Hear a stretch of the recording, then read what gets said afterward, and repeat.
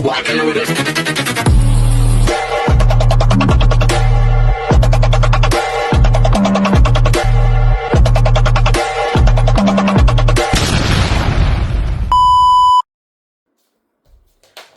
everyone! Good afternoon! I'm back! It's your Mama Sam dito sa Sam TV. Kamusta naman po kayo mga amigo, amiga, kumare at kumpare? Sana lahat kayo ay okay na okay ngayong araw na to. Syempre, ko naman ang tatanungin nyo. Diyos ko, nakikita naman ninyo ang fresh ng baby face natin. Charot! Baby face! Nakakaloka! Anyway, so pangarap ko kasi maging baby face talaga. Charot! Ayun, so sana lahat kayo ay okay ngayong Saturday. Are you excited na? Excited na ba kayo sa Miss World? O, di ba? Ako tatanungin ninyo, yes, excited ako.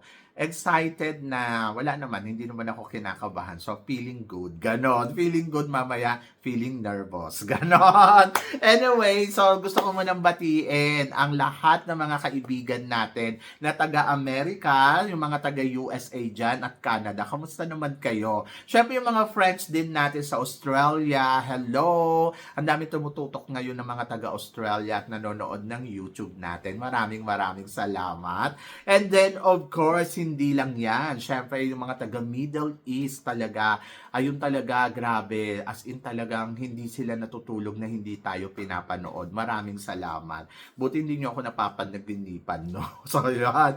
At saka, syempre, sa inyong lahat, syempre, yung mga taga-Pilipinas, ayan, solid talaga yan.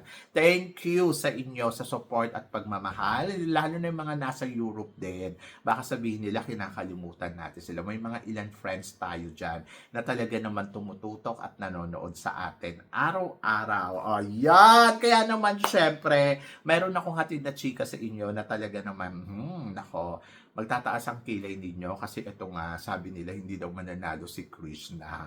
Tapos, sabing ganon, may El Tokuyo daw si Krishna mamaya.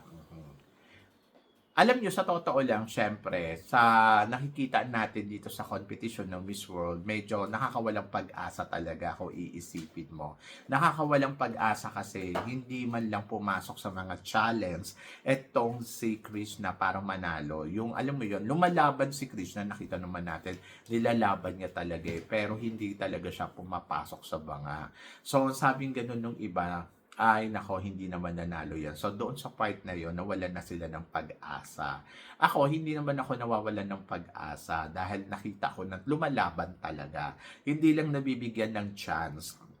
So sabing ganon, ayaw daw kasi ng organization. How do you know? So, hayaan nyo sila. So, sa competition, talagang ganon. May nananalo, may natatalo, may nagpe-penetrate, may nagna-number 1, di ba? Pero magtiwala lang tayo sa ipinapakita ni Krishna. So, mamaya, uhusgahan na ang lahat ng kandidata dito sa Miss World. So, doon malalaman natin kung ano ang husga at hatol doon kay Krishna bilang naging pambato ng Pilipinas. So, doon sa May El Tokuyo, hindi ko nakikita.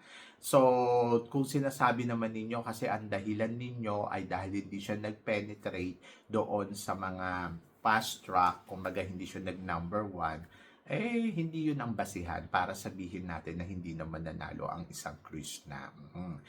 Paalala ko lang sa inyo, ang fast track, ito yung para maka-advance ang candidate sa second round ng competition. And then, kumbaga, sure na sila kung sino yung mananalo dyan. Pero hindi ibig sabihin nun na nakapasok sila ay panalo na sila. Pwedeng yes, oo, makatulong sa kanila yon para mas mapansin at makarating sa dulo ng competition. Pero pwede ding no.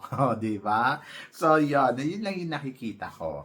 So, ako para sa akin, si Krishna, lahat ng ipinakita niya sa aspeto ng competition, ang masasabi ko naman ay she did well.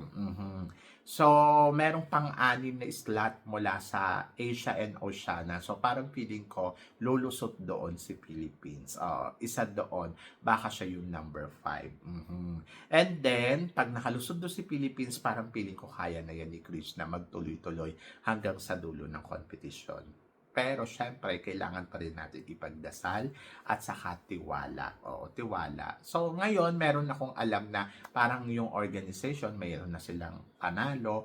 But malay mo, si Krishna pala yung napili nilang panalo. Marami nang babash kay Krishna, lalo na yung mga kapwa din nating Pinoy, na grabe talaga ang pang-aano nila kay Krishna, panghahanas, na parang feeling mo may nagawa si Krishna sa kanilang mali.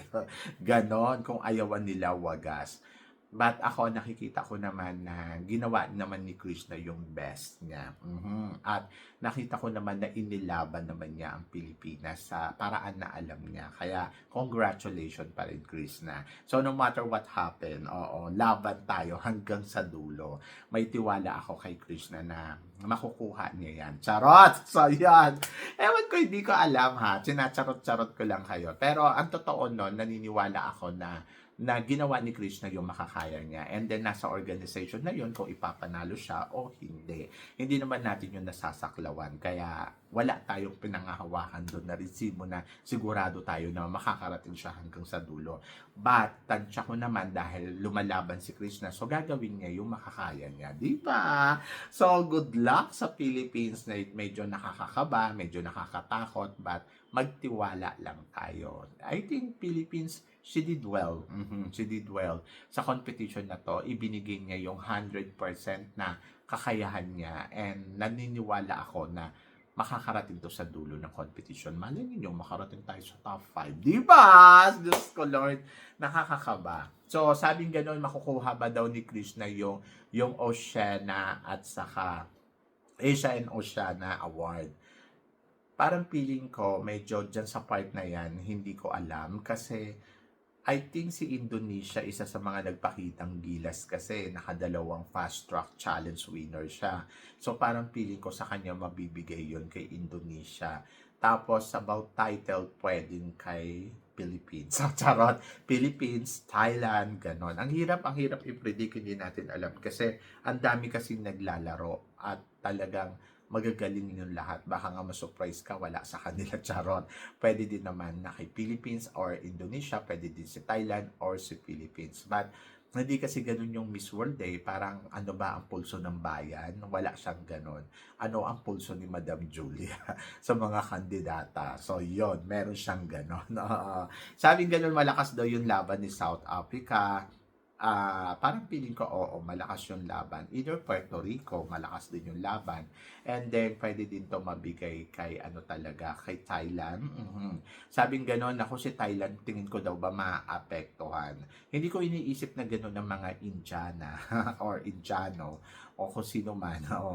Hindi ko iniisip na gano'n sila, na gaganti sila dahil agrabyado yung manok nila or yung queens nila. Parang feeling ko walang mga ganon. And then, pangit naman tignan kung pa-personalin nila yon, di ba? So, yan. So, iba ang Miss World, iba ang Miss Grand. Kaya parang feeling ko, hindi naman maapektuhan yung laban ni Oppo at saka ni Philippines. Kasi sinasabing ganun, baka daw kawawain daw si Philippines at saka si Oppo ng mga taga-India. Kasi nga, diba? Pag nanalo sila, for sure, charot. Nakakaloka. Sus ko, good luck talaga. Anyway, doon naman sa nawawalan ng pag-asa, sa mga nagsasabing El Tocuyo ang pambato natin, watch and learn, charot. Watch and learn, tapos mamaya wala. Hindi, I mean, hindi ko nakikita talaga, promise. Hindi ko nararamdaman na may El Tocuyo. Parang feeling ko lalaban at makikipagsabayan. Kaya yun yung abangan natin. Malay ninyo, di ba? Corona to. Kayo talaga ang hilig nyo ng mga ganyan-ganyan. So, tiwala ang kailangan natin ibigay at 100% na ibigay natin yon kay Krishna. Malay ninyo, si Krishna ang mag-uwi ng corona, maloka kayong lahat. Di ba? Diyos ko, good luck. Good luck kay Oppo, good luck kay Krishna, good luck sa Philippines. Yes! Good luck sa atin lahat. So, sabi ko nga, hindi biro yung ginawa nilang laban dito, but ayan na, finally, magkakaalaman na ng bonggang-bongga kung sino nga ba ang pasok at sino nga ba ang laglag sa banga. So, yun. So, are you excited, guys? Kasi ako, yes, sobrang excited ako. At, let's see. Kayo ba? Nakikita nyo bang may El Tocuyo mamaya si Krishna? Huwag naman. So, parang feeling ko hindi may El Tocuyo si Krishna. Top 40, top di ba, top 40, then top 20, kaya niya. Doon naman siya nagsasabi na ako, si Michelle nga hanggang top 12 lang. Si Michelle yun. No? Iba naman si Michelle, iba naman si Krishna. Pero pwedeng malagpasan ni Krishna kung ano yung nagawa ni Michelle or pwedeng hanggang doon lang si Krishna. So, depende. Mamaya malaman natin at doon tayo magkaroon ng mga iba't ibang reaction. Diba? Diyos ko Lord, good luck. Good luck sa atin lahat ng bonggang-bongga. So, mabuhay ang Pilipinas at laban lang. So, yan. So, kayo guys, ano guys, ang tingin ninyo? So, please comment below para at least malaman ko naman kung ano naman ang chika mo dito sa mga pinag-uusapan natin. So, syempre maraming salamat sa inyong lahat sa pagmamahal at suporta na binibigay ninyo syempre dito sa channel ko. At sa mga hindi pa po nakaka-subscribe, please don't forget to click like and subscribe my channel at i-click nyo na rin po ang notification bell to more updated. Syempre sa aking mga chika, sabi ng ganon, always keep smiling and laban lang. So guys, hanggang dito na lang. Hanggang sa muli nating chikahan. See you tomorrow. Thank you guys.